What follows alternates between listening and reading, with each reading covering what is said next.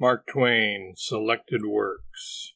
Autobiographical Dictation of February 4th, 1907.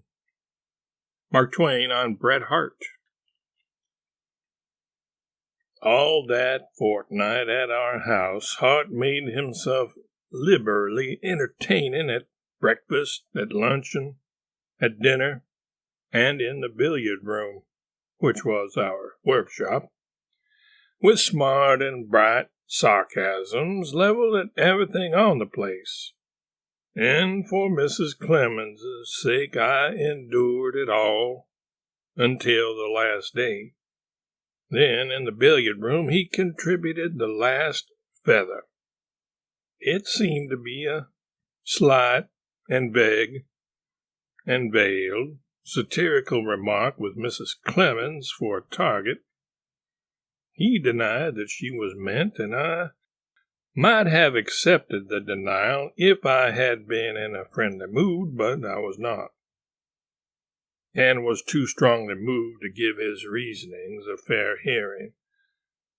I said in substance this: Harte, your wife is all that is fine and lovable and lovely, and I exhaust praise when I say she is Mrs. Clemens' peer. But in all ways you are a shabby husband to her, and you often speak sarcastically, not to say sneeringly, of her, just as you are constantly doing in the case of other women. But your privilege ends there. You must spare Mrs. Clemens.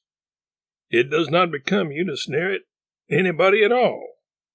You are not charged anything here for the bed you sleep in, yet you have been very smartly and wittily sarcastic about it, whereas you ought to have been more reserved in that matter, remembering that you have not owned a bed of your own for 10 years. You have made sarcastic remarks about the furniture of the bedroom, and about the tableware, and about the servants, and about the carriage and the sleigh, and the coachman's livery. In fact, about every detail of the house and half of its occupants. You have spoken of all these matters contemptuously in your unwholesome desire to be witty, but this does not become you. You are barred from these criticisms by your situation and circumstances. You have a talent and a reputation which would enable you to support your family most respectably and independently if you were not a born bummer and tramp. You are a loafer and an idler, and you go clothed in rags, with not a whole shred on you except your inflamed red tie, and it isn't paid for. 9/10 of your income is borrowed money which in fact is stolen, since you never intended to repay any of it. You sponge upon your hard-working widowed sister for bread and shelter in the mechanic's boarding house, which she keeps. Latterly, you have not ventured to show your face in her neighborhood because of the creditors who are on watch for you. Where have you lived? Nobody knows. Your own people do not know. But I know. You have lived in the Jersey woods and marshes and have supported yourself as do the other tramps. You have confessed it without a blush.